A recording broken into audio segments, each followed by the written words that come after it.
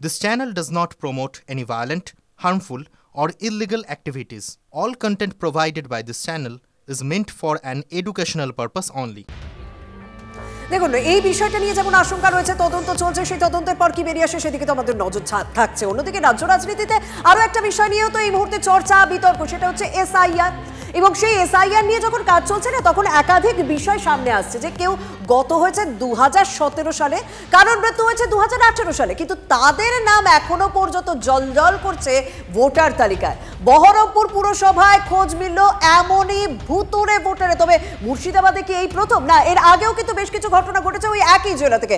আমার সঙ্গে রয়েছেন সহকর্মী কৌশিক। কৌশিক, আমরা গতকালই দেখাচ্ছিলাম না, সে ফরাক্কা এলাকায় একাধিক ভুতুড়ে ভোটারের খোঁজ পাওয়া যাচ্ছে। এবার যত কাজ এগোচ্ছে তখন তো দেখছি প্রত্যেকটা ওয়ার্ডে ওয়ার্ডে এরকম ভুতুড়ে ভোটার। তাহলে ওই একটা জেলাতে কত সংখ্যক ভুতুড়ে ভোটার পাওয়া যাচ্ছে, কি আশঙ্কা করা হচ্ছে কৌশিক?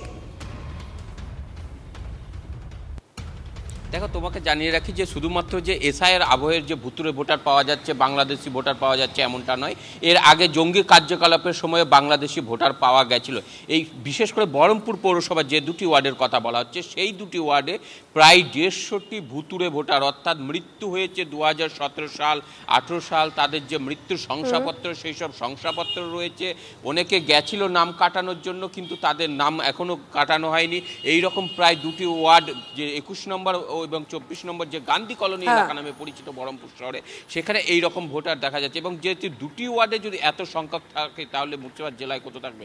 এর আগের দিন ফারাক্কা, তার আগে লালগোলায় বাংলাদেশি ভোটারের নাম, এবং একের পর এক এই সামনে আসতে শুরু করছে। এই নিয়ে শুরু হয়েছে রাজনৈতিক চাপানুতার। যেমন বিরোধীদের অভিযোগ, বিশেষ করে কংগ্রেস অভিযোগ করছে, এই ভুতুড়ে ভোটাররা ভোটের দিন অদৃশ্যভাবে আসে, ভোট দেয়, আবার চলে যায়, যেগুলো আমরা সমাজ মাধ্যমে অভিযোগ করছে। আপাতত তোমাকে ধন্যবাদ কৌশিক, কারণ এখানে মুর্শিদাবাদে দেখা যাচ্ছে শুধুমাত্র দুটো ওয়ার্ডে 150 ভুতুড়ে ভোটারের হদিশ পাওয়া যাচ্ছে। তাহলে গোটা জেলা কত, সেটাই তো ইতিমধ্যে তদন্ত করে দেখা হচ্ছে। 6-7 বছর হলো। 6-7 বছর। ভোটার লিস্টের নাম কাটেননি? ভোটার লিস্টের নাম কাটা হয়েছিল। কতদিন আগে? ওই তো 3 বছর বললো, 3 বছর আগে। তো ভোটার লিস্টে এখনো নাম আছে, বাদ দিয়েছেন? বাদ তো দেওয়া হয়নি, আমরা ভোট দিতে যাই তখন জিজ্ঞেস করে, তখন ওখানে নাম থাকতো, কিন্তু ভোটে কাটতে এমনি কোনো কাজে লাগছে না, ঘরে পড়ে আছে। এটা তো নাম বাদ দেওয়া দরকার ছিল আপনাদের। আমাদের দিতে হবে, সেটা আপনাদের কোথায় যেতে হবে? সেটা বিএলওর কাছে, যে বুথ লেভেলের অফিসার আছে। সেটা আমাদের জানা নেই। হয়ে যায় মেলা কিছু, হয়ে যায় কেন, ধরেন ওই দেখেন ওখানে পার্টি অফিসে গিয়েছিলাম, কাগজ দিয়েছিলাম, অমুক দিয়েছিলাম, অমুক দিয়েছিলাম, কিছুই তো হয় না। এই তো ডেথ সার্টিফিকেট রাখা, যে আসছেনালি 6 তারিখ গাড়ি করে আটকে পড়বে। 8 বছর হবে, এখনো নাম বাদ দেননি? না। টোটাল মিলে প্রায় 135 থেকে 137 জন মৃত ভোটার। এই মৃত ব্যক্তিরা বারে বারে এসেছেন বুথের দরজায়। একই ব্যক্তি দুটি ভোটার কার্ড নিয়ে দুবার ভোট দিতে যায়। এইরকম অস্বচ্ছ ভোটার তালিকাকে নিয়ে 2026-এর নির্বাচন বৈতরণী পার করবেন মমতা ব্যানার্জি, যার জন্য তিনি বাঙালি সেন্টিমেন্ট তুলে আজকে পশ্চিমবঙ্গে যত চোর, দুর্নীতিবাজ, তৃণমূল নেতাদের রাস্তায় নামিয়েছেন। চাইছি মৃত ভোটার, অস্তিত্বহীন ভোটার, এগুলোর নাম বাদ যায়। অবশ্যই তাতে যেন কোনো আসল ভোটারের নাম বাদ না যায়, সেটা আমরা অবশ্যই চাইবো, এটা আমাদেরও দাবি। কিন্তু মৃত ভোটার থাকবে, 5-6 বছর আগে মারা যাবে, তিনি আবার ঠিক ভোটের দিনে এসে ভোটটা দিয়ে চলে যাবেন, এটা তো মানা যাবে না। তাদেরকে ভুতুড়ে বলা হচ্ছে, সেটার পিছনে লজিকটা কি? ভুতুড়ে মানে যদি কারোর মানে কেউ বাড়িতে না থাকে সেই সময়, তার মানে সে ভুতুড়ে। যারা বাইরে কাজ করতে যায়, কেউ পরিযায়ী শ্রমিক হতে পারে, কেউ হোয়াইট কলার জবে মাল্টিন্যাশনাল কোম্পানিতে বিদেশে কাজ করতে যেতে পারে, তার মানে সে ভুতুড়ে। ভুতুড়ের ডেফিনেশনটা কে ঠিক করলো? যদি কেউ মারাও গিয়ে থাকে, তার বাড়ির পরিবারের লোক কি ডেথ সার্টিফিকেট জমা দিয়েছে? কারণ বহু ক্ষেত্রে এরকম দেখা যায় যে মারা সত্যিই হয়তো গেছে, ডেথ সার্টিফিকেট জমা দেয়নি। আবার অনেক সময় পারিবারিক রাইভালরির জন্য বলে দেওয়া হয় যে উনি নেই বা উনি মারা গেছেন। সেটা ভুতুড়ে ভোটার ডিফাইনটা কে করবে? মুর্শিদাবাদের পর এবার উত্তর 24 পরগনার বারাসাতের ছবি দেখাতেই হচ্ছে। দেখুন, এসআইআর নিয়ে যখন এত বিতর্ক হচ্ছে, তৃণমূল কংগ্রেস পথে নেমে প্রতিবাদ করছে, তার মধ্যেই বারাসাতের 26 নম্বর ওয়ার্ডে আমাদের প্রতিনিধি যখন যায়, তখন ঝুলি থেকে বেড়াল বেরিয়ে পড়েছে। কি দেখতে পায় আমাদের রিপোর্টার, সেটাই তো জানবো একদম লাইভে। আমাদের রিপোর্টার দীপঙ্কর রয়েছেন সরাসরি। দীপঙ্কর,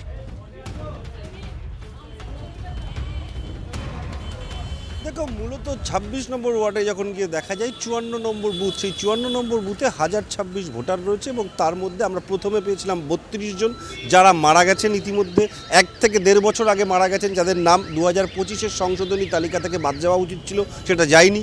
এবং পরবর্তীতে আমরা ওটাকে আরও কয়েকজনের সঙ্গে কথা বলে জানতে পারি মোট ৩৬ জন আছে ওই ৫৪ নম্বর বুথে, যেটা বিএলওর দায়িত্ব যে যারা বাড়িতে মারা যাচ্ছেন তাদের বাড়িতে যাওয়া এবং তাদের কাছ থেকে ডেথ সার্টিফিকেট নিয়ে জমা দেওয়া, যাতে তাদের নাম ভোটার তালিকা থেকে বাদ যায়। কিন্তু সেটা বিএলও করেছেন কিনা এটাই একটা সবথেকে বড় প্রশ্ন। বিএলওকে আমরা ধরেছিলাম, তিনি বলছেন যে অবশ্যই তার বক্তব্য শুনবো দীপঙ্কর, বিএলওর বক্তব্য আমরা শোনাবো, তার সঙ্গে সঙ্গে স্থানীয়রাও কি বলেছে সেটাও শুনবো। দিলীপ ভট্টাচার্য, ওনার সঙ্গে কথা বলতে চাইছি, যার বাবার নাম হচ্ছে ফকিরচন্দ্র ভট্টাচার্য, মারা গেছেন গত বছর 22শে আগস্ট 2024-এ মারা গেছেন। দিলীপ ভট্টাচার্য মারা গেছেন? হ্যাঁ, মারা গেছেন দিলীপ ভট্টাচার্য। এখানে আপনার ভোটার লিস্টের নাম রয়েছে ৫৪ নম্বর বুথে। না, মারা গেছেন গত বছর। হ্যাঁ, আমার বাবার ছবি, আমি সেটাই বলছি, মারা গেছেন গত বছর 22শে আগস্ট 2024-এ। তা আপনি এটার জন্য মানে নাম কাটানোর জন্য কোনো আবেদন করেন? না, করিনি, সত্যি সেটা আমি জানি না। আর প্রাইভেট সেক্টরে চাকরি করি, কি উপায় আছে না আছে সেগুলো আমি জানি না। রয়েছে আপনার ভোটার লিস্ট? হ্যাঁ আছে, আমি গিয়ে খালি যখন ভোট হয় তখন গিয়ে ভোট দিয়ে আসি, এছাড়া ভোটের কিছু আমি জানি না। এটা একজন নাগরিক হিসেবে তো আপনারও দায়িত্ব পড়ে যে এই সুবল গাঙ্গুলির নামটা বাদ দেওয়ানোর জন্য ব্যবস্থা। হ্যাঁ, বাদ দেওয়ানোর জন্য দায়িত্ব পড়ে, কিন্তু আমার পক্ষে সময় হয়ে ওঠে না। গিয়ে কাকে বলবো, কি বলবো না বলবো, আমার পক্ষে সময় হয় না। বিএলওর সঙ্গে যখন আমাদের রিপোর্টার দীপঙ্কর কথা বলে, তিনি কি উত্তর দেন একবার শুনুন। নিরাপদ হালদারের নাম তো রয়ে গেল তাহলে এই যে ভোটার লিস্টে। এটা আমি বারংবার জমা দিয়েছি, নিজেও ব্যক্তিগতভাবে চেষ্টা করেছি, হয়তো কোনো টেকনিক্যাল ফল্টের জন্য হয়তো কাটেনি, এটা তো আমাদের কিছু করার নেই। এটা এই প্রবলেমটা আমাদের নিজেদেরও ফেস করতে হয়েছে কখনো কখনো। তার কারণ হচ্ছে অনেক লোকই দিয়েছে, মানে এটা হচ্ছে অ্যাকচুয়ালি যে বিএলও থাকবে সে পার্টিকুলার ওই বাড়িতেই যাবে, যে মারা গেছে সেখান থেকে ডেথ সার্টিফিকেট কালেক্ট করবে। গাফিলতিটা কী বলুন তো, এটা তো প্রকৃত অনারিয়াম পোস্ট, এটা তো অ্যাকচুয়ালি এটা যদি প্রকৃতপক্ষে এটা আলাদা দপ্তর করে এবং আলাদাভাবে সারা বছর ধরে স্থায়ী কর্মচারী দিয়ে যদি কাজটা করানো যেত তাহলে মনে হয় এই প্রবলেমগুলো হতো না। এবার আমি তো দিয়েছিলাম, দেখুন অনেককেই ডেথ সার্টিফিকেট দিয়ে করে ইচ্ছে করে করেছিলাম। হ্যাঁ, কিন্তু ৩২ জন মৃত মানুষের নাম রয়েছে, এটা তো কম নয়। মানে এটা আপনার তো এই মৃত মানুষের নামগুলো কেটে দেওয়ার দায়িত্ব। হ্যাঁ, সেটা তো ঠিক, আমি তো করেও ছিলাম। মানে এটা কি কোনো কারণে, বিশেষ কারণে আপনি আটকে রেখেছেন নাকি মানে আপনি দিয়েছেন হয়নি? আমি দিয়েছি, হয়নি হয়তো। আমার কাছে লিস্টও আছে, আমি কাদের কাদের নাম দিয়েছিলাম। আচ্ছা, তাহলে এটা বেরোলো কি করে? সেটাই আপনার পরে কি কোনো রাজনৈতিক প্রেসার ছিল? না না। তাহলে এই যে প্রসঙ্গগুলো আসছে, এই ৩২টা লোকের নাম আপনি বাদ মানে রেখে দিলেন, এটা কিভাবে? আমি রেখে দিইনি, আমি ফিলআপ করেছিলাম। আপনারা দেখলেন ভুতুরে ভোটার, মৃতদের এখনো পর্যন্ত নাম রয়েছে তালিকার মধ্যে যারা দীর্ঘদিন আগে যাদের মৃত্যু হয়েছে। এবার আপনাদের কাটোয়ায় নিয়ে যাব, সেখানেও ভুতুরে ভোটারের হদিশ পাওয়া গেছে। আপনাদের বলি, মঙ্গলকোট বিধানসভা ২৭৬ নম্বর বুথ, সেই বুথে ভোটার তালিকায় ৪ মহিলা সহ ৫ জন সংখ্যালঘু ভোটার আছে। এলাকার মানুষজন তারা বলছেন এখানে সংখ্যালঘু সম্প্রদায়ের মানুষ বসবাস করে না। গ্রামবাসী এবং বিজেপি সিপিএম এর দাবি যে সরগ্রাম অঞ্চলের ১২টি বুথে কোনো সংখ্যালঘু সম্প্রদায়ের মানুষই নেই। কোথা থেকে তাহলে এই ৫ সংখ্যালঘু ভোটার এলো? সংখ্যালঘু ভোটারদের রোহিঙ্গা দাবি করে বিজেপি নির্বাচন কমিশনের দ্বারস্থ। একদম আজকে তুমি এই খবরের দিকে আমরা অবশ্যই নজর রাখবো, তবে এই মুহূর্তে একটা বড় খবরের দিকে নজর রাখতে হবে। খর্দা, আবারও খর্দার নাম উঠে আসছে এবং খর্দার অ্যাপার্টমেন্টেই অস্ত্র ভান্ডার। খর্দার রিজেন্ট পার্কে অ্যাপার্টমেন্ট থেকে 15টি আগ্নেয়াস্ত্র এবং 1000 রাউন্ড গুলি উদ্ধার করা হলো। আরো একবার জানিয়ে রাখি, খর্দার রিজেন্ট পার্কের অ্যাপার্টমেন্ট থেকে 15টি আগ্নেয়াস্ত্র এবং 1000 রাউন্ড গুলি উদ্ধার করলো বারাকপুর পুলিশ কমিশনারেটের পুলিশ এবং ডিটেকটিভ ডিপার্টমেন্ট। তারা অভিযান চালায়, সেই অভিযানে অস্ত্র ভান্ডারের হদিশ, বাজেয়াপ্ত কয়েক লক্ষ টাকা। খর্দার কাছাকাছি কিন্তু আগেও এই ধরনের ঘটনা ঘটেছে, বিস্ফোরণের ঘটনা। তখনও দেখা গিয়েছিল কোনো একটা ফ্ল্যাট থেকে অস্ত্র উদ্ধার হয়েছিল, আগ্নেয়াস্ত্র উদ্ধার হয়েছিল। আবারও খর্দার রিজেন্ট পার্কের অ্যাপার্টমেন্ট থেকে 15টি আগ্নেয়াস্ত্র এবং 1000 রাউন্ড গুলি। আমাদের সঙ্গে রয়েছেন সহকর্মী অনন্ত। অনন্ত, কে বা কারা এখানে এই অস্ত্র ভান্ডার তৈরি করেছে? দেখো পুলিশ এই যে অ্যাপার্টমেন্ট দেখাচ্ছি, এই অ্যাপার্টমেন্টের নাম হচ্ছে প্রতিভা মঞ্জিল অ্যাপার্টমেন্ট। এই অ্যাপার্টমেন্টে 15টি অস্ত্র এবং পুলিশ সূত্রে আমরা যেটা জানতে পারছি প্রায় 1000 রাউন্ডের বেশি গুলি পাওয়া গেছে এই ফ্ল্যাট থেকে। মধুসূদন চক্রবর্তী নাম, আরেক তার ডাক নাম লিটন চক্রবর্তী, তাকে জিজ্ঞাসাবাদ করছে ডিডি ডিপার্টমেন্ট অর্থাৎ ব্যারাকপুর পুলিশ কমিশনারেটের ডিটেকটিভ ডিপার্টমেন্ট। সকাল থেকে তারা এই তল্লাশি চালাচ্ছে, তারা পুরো এই ফ্ল্যাটের ভেতর পুরো তারা ঘিরে ফেলেছে। এইখান থেকে 1000 রাউন্ড গুলি এবং 1000 রাউন্ডের বেশি গুলি এই প্রতিভা মঞ্জিল, এই যে ফ্ল্যাট, এই যে অ্যাপার্টমেন্ট, গোপন সূত্রে খবর পেয়ে ডিটেকটিভ ডিপার্টমেন্ট তারা হানা দেয় এই ফ্ল্যাটে এবং এই ফ্ল্যাটেই তারা তল্লাশি শুরু করেছে এবং এখনো জিজ্ঞাসাবাদ করছে। শোনা যাচ্ছে বেশ কিছু কয়েক লক্ষাধিক টাকাও উদ্ধার তারা করেছে এবং এই ঘটনায় কিন্তু যথেষ্টই কিন্তু চাঞ্চল্যের সৃষ্টি হয়েছে খর্দা অঞ্চলে। যেহেতু খর্দা এই অঞ্চল কিন্তু খুব শান্তপ্রিয় অঞ্চল, সেখানে অনন্ত এই জায়গাটাই সব থেকে বড় ব্যাপার যে শান্তিপ্রিয় অঞ্চল, মানে যথেষ্ট শান্ত থাকে, এলাকার মানুষ যে যার নিজের মতো থাকেন, কিন্তু সেখানে যে আস্তে আস্তে অস্ত্র ভান্ডার গড়ে উঠেছে সেটা তো অন্তত এই খবরে স্পষ্ট। যারা এই ঘটনার সঙ্গে যুক্ত, যাদের নাম জড়িয়ে আছে, তাদের কোনো স্পেসিফিক পরিচয় পাওয়া গিয়েছে? কাদের মততে সেখানে একটু একটু করে এরকম এত আগ্নেয়াস্ত্র মজুত করা হয়েছিল? একদমই এই মধুসূদন চক্রবর্তী ওরফে লিটন, এটা চেনেন আপনারা? না। এই আবাসনে কবে এসছে জানেন? এই আবাসনটাই তো তৈরি হলো বছর 3 হলো। হ্যাঁ হ্যাঁ। এই ভাবতে পারছেন কতটা আতঙ্কিত? অনেকটা আতঙ্কিত। আমাদের এই পরিবেশে আমরা যে থাকি অনেক পিসফুল জায়গা, এখানে তো বুঝতেই পারছেন রহড়াকে কেন্দ্র করে রামকৃষ্ণ আশ্রম থেকে শুরু করে সবই আছে। তা সেখানে এরকম একটা বাজে একটা ব্যাপার এবং এত আর্মস যা শুনছি আর কি ভাবাই যায় না। কত আর্মস শুনছি? আপনি যেটা বললেন যে 1000 রাউন্ড গুলি, এই ঘটনা রহড়ার মতন জায়গা যেখানে রামকৃষ্ণ মিশন, এই জায়গাটিকে ওরা শেল্টার করেছে হতে পারে। এত সুন্দর জায়গা, এখানে হয়তো খুব নিজের নিরিবিলি ভেবে বেছে নিয়েছে হয়তো, যে এখানে কোনো। কতটা আতঙ্কিত আপনারা?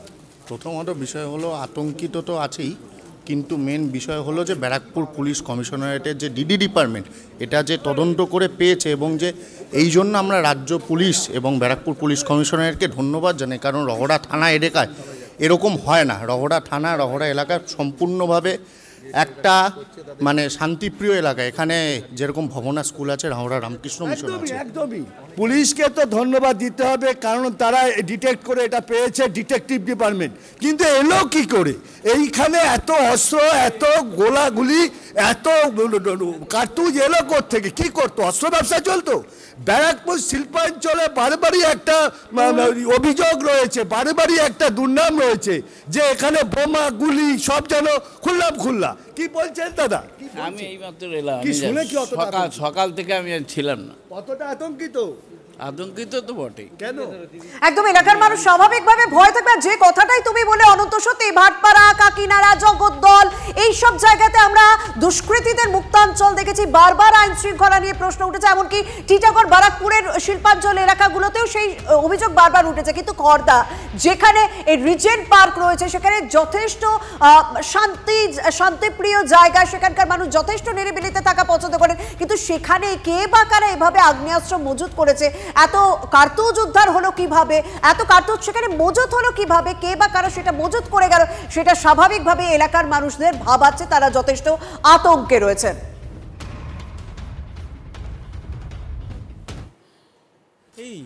এই লোকটার সাথে এরকম অবাক লাগছে পুরোটা। কেন অবাক না, মানে আজকে যদি এই একটা সুন্দর মানুষ যাকে ছোটবেলা থেকে যিনি একের সাথে একটা এরকম একটা র্যাকেট বেরোয়, তাহলে তো যে কোনো মানুষ একটু অবাক হবে না? কি র্যাকেট? এই যে আপনারা যেটা বলছেন, যেটা শুনছি আপনাদের মুখেই শুনুন। হ্যাঁ, কি এই আপনি যেটা বলছেন সেটা তো বললাম। কি কতটা আতঙ্কিত? আতঙ্কিতর ব্যাপারটা নয়, আতঙ্কিত তো এটা অবাক লাগছে যে এরকম একটা মানে অদ্ভুত জিনিস যে আমাদের সামনে দেখলাম, মানে আপনাদের এখনো অবধি জানি না কি হচ্ছে, বাট খুব বেশি একটা। আপনার সাথে কথা বলতে? হ্যাঁ কথা বলতো, এমনি যেরকম দেখা হলে ভালো আছেন কিনা, ওই মধুসূদন বাবু। ওনার ডাক নাম কি? ডাক নাম তো বলতে পারবো না, সেটা বলতে পারবো না। অনেক ফ্ল্যাটের মানুষ, এই ফ্ল্যাটটা হওয়ার কিছুদিন পরেই এসছে। বুঝতে পারছো, সবার কাছে ভালো ব্যবহার মধুসূদন বাবু, কিন্তু এই মধুসূদন চক্রবর্তী যে এই অস্ত্র ভান্ডার তার বাড়ি থেকে যে এরকম বেরোবে অস্ত্র ভাণ্ডার ভেবেই উঠতে পারছেন না এলাকার বাসিন্দারা। এখানে সব আরও এলাকার বাসিন্দা রয়েছে, সবাই উৎসুক হয়ে কতটা উৎসাহ নিয়ে দেখছে। আমি কি বলবো, আমি ভয়েতে আছি। কেন? ওই কি শুনছি, আমি চিনিও না, আমি শুনে ভয় পাচ্ছি এখন। এটা তো শান্তপ্রিয় জায়গা খর্দা। হ্যাঁ, এই তো একটা অঘটন ঘটে গেল। সকাল থেকে দেখছি পুলিশের গাড়ি আসছে, মানে পুলিশরাও কিছু বলছেন না, ওইদিকে ঢুকে যাচ্ছে। তারপর তো আমি ছিলাম না, আমি একটু বাজার বুঝতে পারছো, খর্দা এই অঞ্চল হচ্ছে শান্তিপ্রিয় অঞ্চল। এখান থেকে 100 মিটার দূরে হচ্ছে ভবনাথ হাই স্কুল, এখান থেকে 100 মিটার দূরে হচ্ছে রহরা রামকৃষ্ণ মিশন। সেখানেই এরকম ঘটনা ঘটছে, অর্থাৎ এই জায়গায় যে সে বেছে নিয়েছে এটাই সবার কাছে তাজ্জব ব্যাপার।